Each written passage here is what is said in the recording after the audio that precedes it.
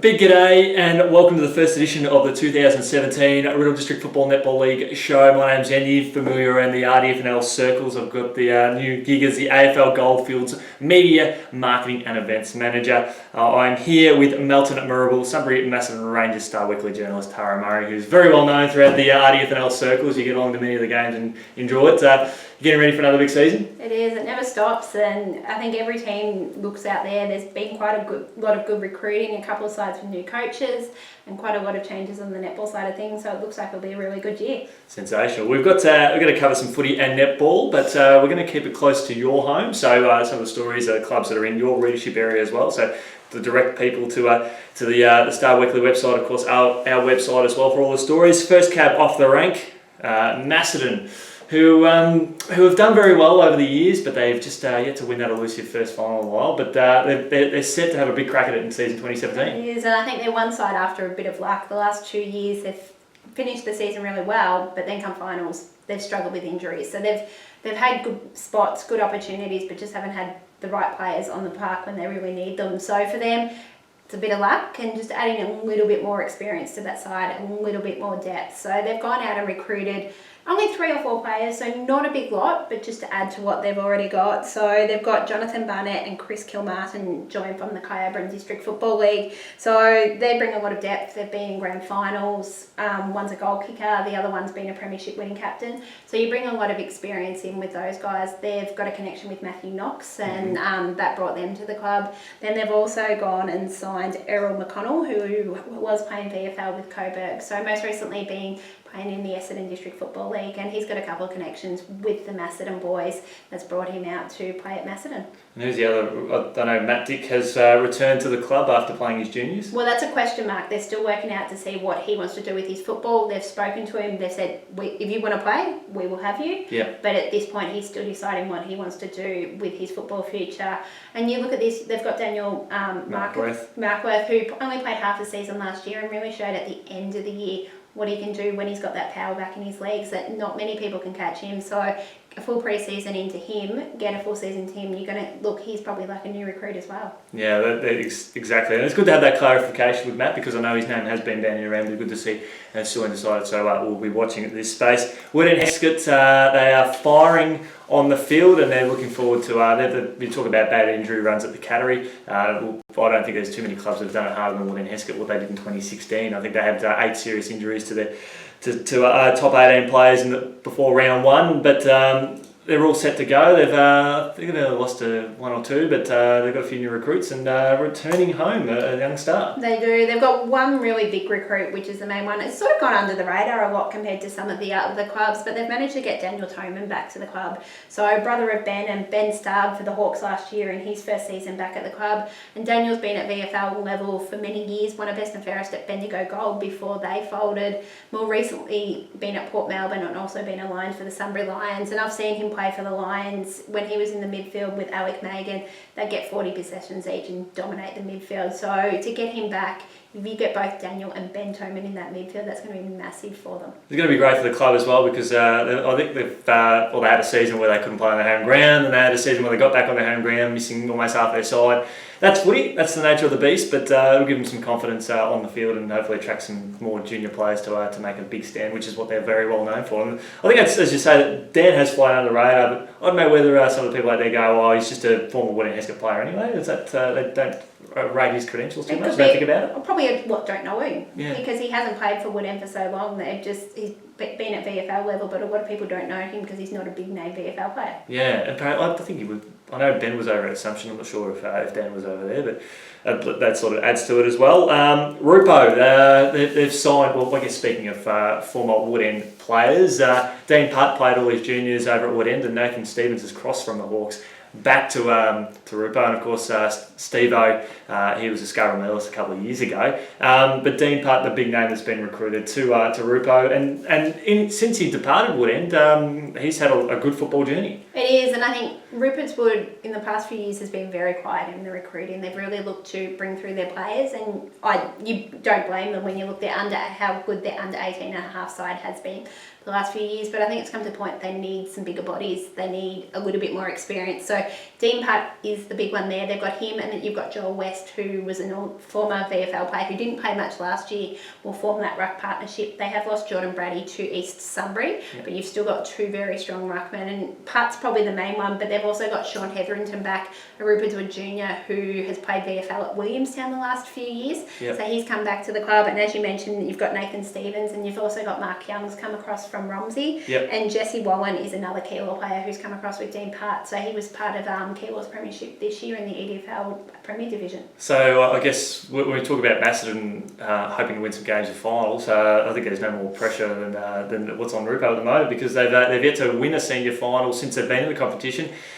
Do you feel that with some of these recruits so far and under Kev Fitzgerald that maybe this will be their chance to at least get that monkey off the back this year? Well, I think they'll definitely be in the mix again, and it's about getting that monkey off the back, getting a few bigger bodies.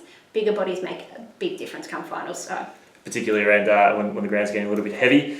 Sunbury Kangaroos, they've got a few familiar names in the RDFNL comp returning to or playing in the team this year, and one familiar face is returning to the club, Phil Kaufman. He was crossed back from Rupo, so he's going to be really handy for them. It is, and there's a lot of players that they've recruited quite well, I think. They've added a couple of players from the Sunbury Lions, and then a couple who have played at other RDFL sides. So Josh Burgess is a big one for them. He'll help Ryan pretty up in the forward line, and they probably needed that second target up their forward line to give them a bit more firepower, because they only just missed out on the finals in the end. So to give them a little bit more firepower, they did knock off Diggers Rest in the final round. What you take out of it, you don't know, being the final round, and Diggers Rest had already secured their final spot. But you add him, you've got Chris Tasakis, who comes across from the Sunbury Lions last season. I think he was in the EDFL, if I remember correctly, before that. The EDFL or RDFL. You've got Kaufman. You've got Phil Wobb comes across, and you've also got John Corso comes across from Rupert's Wood. With John will add a bit more pace through the midfield, and Phil Wobb, back when he was playing for Romsey in the premiership years, some of the safest hands in the competition as well. So he'll be another. If you look at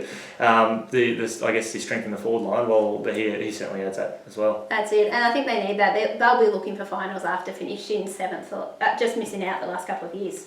Melton Centrals have recruited a new coach to jump on board, and it's certainly going to be a big asset for them to move forward. It is. They announced, probably back in October last year, they announced and signed Matthew Sproul. So Matt, who grew up in Melton, had coached, I think it was Melton South.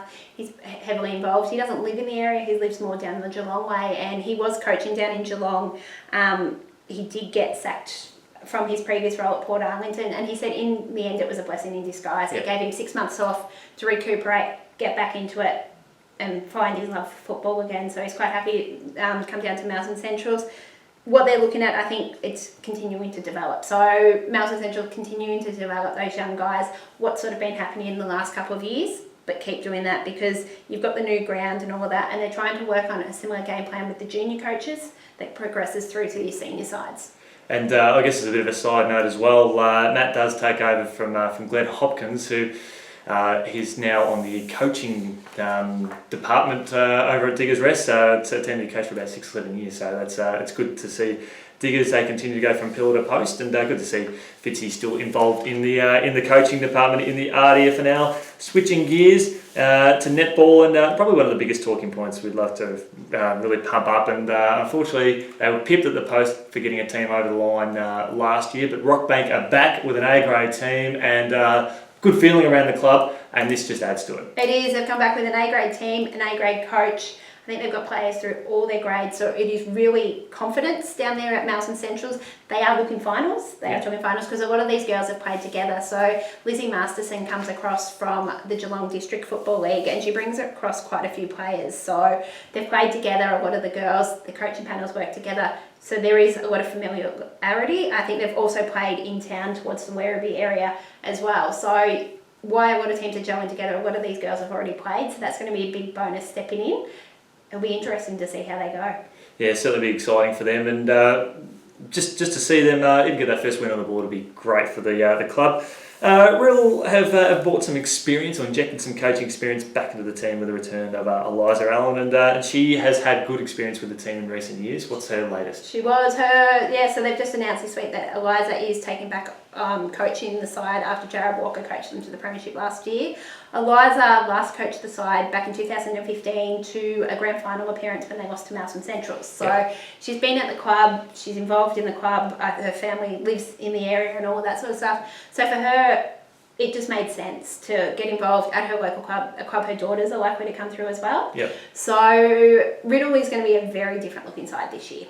So to continue on that success as well, to have someone of Eliza's experience to take on a reigning premiership team. Obviously, they're missing Lauren Close, who's working up in the north for a bit, but that'll be a big loss there. But they'll continue to march on from strength to strength. But I guess we were talking about one star player going out of the competition. We've got a star player coming in, and that's Diggers Rest, who stunned the competition with probably one of the biggest recruits in some period of time. It is. You don't get someone of that experience very often. I think not many people realise Amy Carroll played for Melbourne Vixens, Melbourne Kestrels back in the day, and she used her connections there to recruit former Australian player as well in Natasha Chocolate out to the club. So Natasha has had a child recently, so nowhere near in her heyday, but to get someone of her experience and her name to this competition, that's a boost in itself. Imagine being at Riddle and your under-19s are learning from Natasha Chocolate. Yeah, that's massive, and it goes to show again the strength of the club as a whole too. Senior premiership success and reserves premiership success, and it's good to see that carry along with the netball and to get that star player in the netball department there is fantastic. Wood and Heskett seem to be going from strength to strength. A lot of positive talk coming around the club is that they've got great numbers on the courts. They've filled out all the teams, and they've got some good quality coaches out there too. It is, and you look at that. Wood End has been building. They got Kelly Duff on last year as a overall netball coordinator, and she ended up coaching the A grade side last year. But now she's passed that on, and they've managed to get Wendy Roberts on board. Wendy hasn't actually been involved in the RDFNL as of yet, but she's been a Macedon Rangers local for, I think it's 17 years, and she's been involved with the Macedon Rangers Junior Association. So she has a lot of those connections that are already in the area, and for them it's to continue building. Wood End has started to show signs. I know they were looking for a few players with a bit of height, which doesn't grow on trees, and everyone wants height, but that's something for them. And you look, their under-19 side played finals last year, if I remember correctly, won a final, and that was the first time they'd ever had a netball side win a final. So you've got players coming through, there is a lot of development coming, and they're really building the relationship between the junior side and the senior side to have that pathway. So the netball program there at Wood End is really improving. Fantastic. It's, as you say, the first final is important for them. It's amazing what that sort of win can do for a club as a whole. Lastly, we're going to go to the Sunbury Kangaroos. They've got a new netball coach. Talk us through what's happened there. They do. They've appointed Kylie. I'm not sure whether it's Metcalf or McAuliffe, but we'll check with that one later. So she's been appointed as the Sunbury Kangaroos A grade coach. Kylie has been involved in the club. Her partner actually is involved in the football side of things, so she's been down at the club the last few years. So she's decided to step on board and coach that A grade side. She'll bring a few players.